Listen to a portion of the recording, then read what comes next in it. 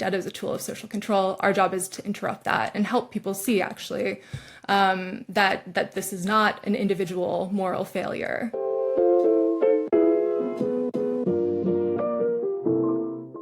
All of the social safety net is under attack. Many of the organizations who've been doing this work for a long time are also under attack. So with all of the things that are happening at the same time, how do you determine what to focus on? One of the big challenges right now is that we're getting attacked on all fronts.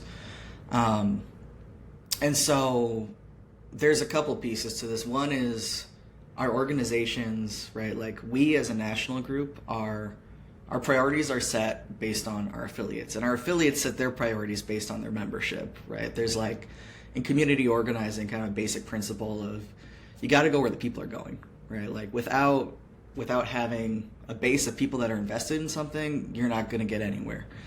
And then at the same time, there's also some strategic direction that staff who've been around help bring into some of these spaces.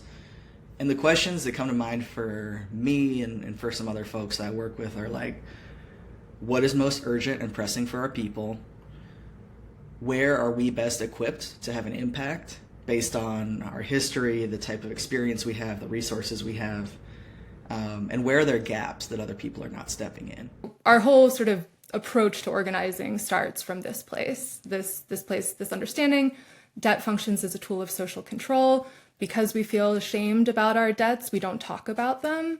And all of that sort of reproduces and reinforces a system in which we all feel like we just need to grind a little harder, work a little more, pick up an extra job, be a little bit more financially savvy. And what we try to do is sort of interrupt that and help people see, actually, that this is not an individual moral failure, their indebtedness, but rather a collective societal failure that we can fight collectively. You're having to defend and protect a system that you also know is flawed and some places broken for people.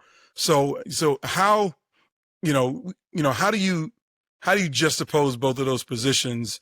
Knowing that there needs to be a radical overhaul, but at this point in time, we got to save the broken ship until we can get to the place of doing better. You know, we've been thinking about what do we need to be doing to change the system big picture, right? And one piece of that at this moment is defense, I think.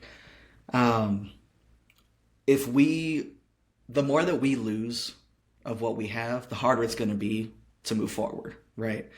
There's some folks have a theory that I think has some legitimacy of like, you know, if the whole thing burns down and you start from scratch, you can build something better to begin with. Medicaid and Medicare were created in the 60s. It's been half a century since then.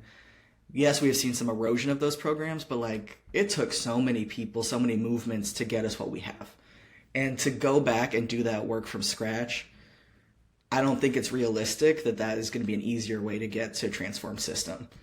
So I think holding on to what we've got and in that process, building power, right? Like strengthening up our movements, bringing more people in who do rely on Medicaid, who do rely on rural hospitals, who do rely on ACA premium tax credits, right? There's all these pieces that will allow us to bring more people into our movement if we're smart about it, and not just for one action, one bill, fight, whatever, but for the long haul. I don't think that there's any way to just sort of simply like paper over some of the questions that this moment is raising, and we've been trying to see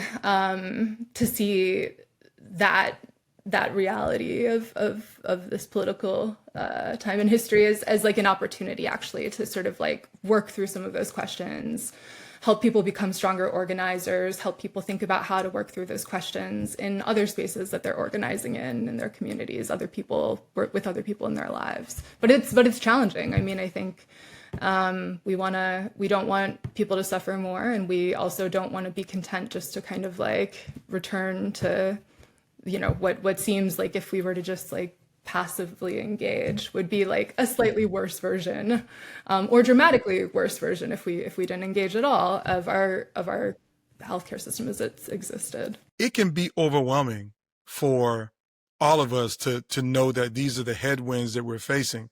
So I wanted to ask, what gives you hope? Seeing our forms of organization, again, even if they haven't been enough to sort of stop this in its tracks, seeing them become stronger, become more resilient, seeing people take more active roles, and seeing more and more people who have a real hunger for sort of for building. We have nothing to do but fight, because we have so much on the line and so much at stake, and seeing the will and the perseverance of people to come out and take risks and work to knock back the system that's trying to beat them down. I think that's where I get hope from. And yeah, it's essential. That's what drives organizing, is hope.